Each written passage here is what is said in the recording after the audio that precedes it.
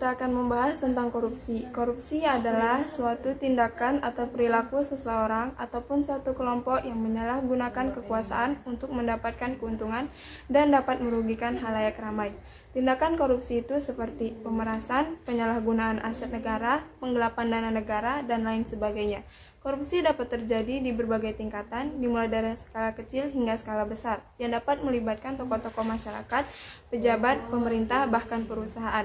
Kondisi ini berdampak negatif bagi masyarakat luas dan juga dapat menghambat pembangunan sosial dan ekonomi. Ada beberapa alasan mengapa korupsi itu terjadi, yaitu pertama, kurangnya transparansi dan akuntabilitas dalam sistem pemerintahan.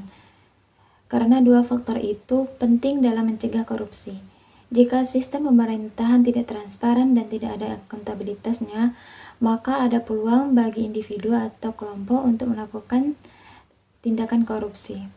Kedua yaitu faktor-faktor ekonomi. Tingginya tingkat kemiskinan dan kesenjangan ekonomi dapat mempengaruhi tingkat korupsi.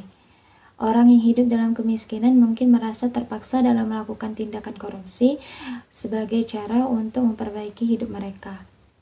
Ketiga yaitu kurangnya kesadaran akan dampak buruknya korupsi dan rendahnya moralitas.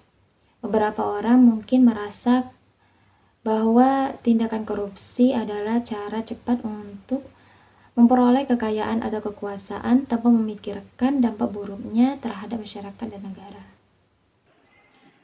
Korupsi adalah hal yang merugikan bagi masyarakat dan negara.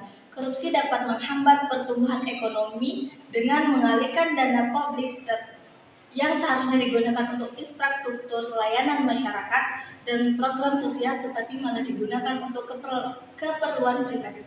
Hal ini dapat merugikan kepercayaan masyarakat atau publik terhadap pemerintah. Ada beberapa cara untuk mengatasi korupsi. Pertama, menguatkan hukum dan sanksi yang ketat. Kedua, meningkatkan kesadaran masyarakat terhadap konsekuensi buruk korupsi melalui pendidikan anti korupsi. Ketiga, meningkatkan transparansi dan akuntabilitas dalam pemerintah dengan memperkuat sistem pengawasan dan pelaporan keuangan yang jelas. Keempat, mendorong partisipasi aktif masyarakat. Kelima, meningkatkan pengajian dan kesejahteraan pejabat. Contoh-contoh korupsi kecil. Yang pertama yaitu mencontek. Kejujuran adalah salah satu nilai integritas yang harus dipegang teguh oleh setiap individu untuk mencegah terjadinya korupsi. Apabila seseorang itu mencontek, sama saja ia menodai kejujuran tersebut. Selanjutnya, absen atau bolos kuliah. Sering kan kita temui teman-teman yang tidak pernah masuk, tapi absennya penuh. Nah, itu salah satu termasuk contoh korupsi kecil dan termasuk ke dalam perilaku yang tercela. Yang ketiga yaitu sering terlambat.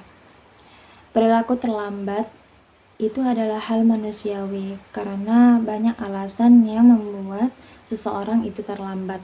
Namun jika keterlambatan itu sering terjadi dan disebabkan oleh kemalasan dan kelalaian, maka bisa dikategorikan sebagai perilaku koruptif atau tidak disiplin. Keempat, manipulasi laporan pertanggungjawaban. Mahasiswa bisa melakukan korupsi manipulasi laporan pertanggungjawaban. Manipulasi ini biasanya berupa rekayasa nota pembelian barang. Tujuannya untuk mencari keuntungan pribadi dengan cara mencuri uang yang telah diamanahkan.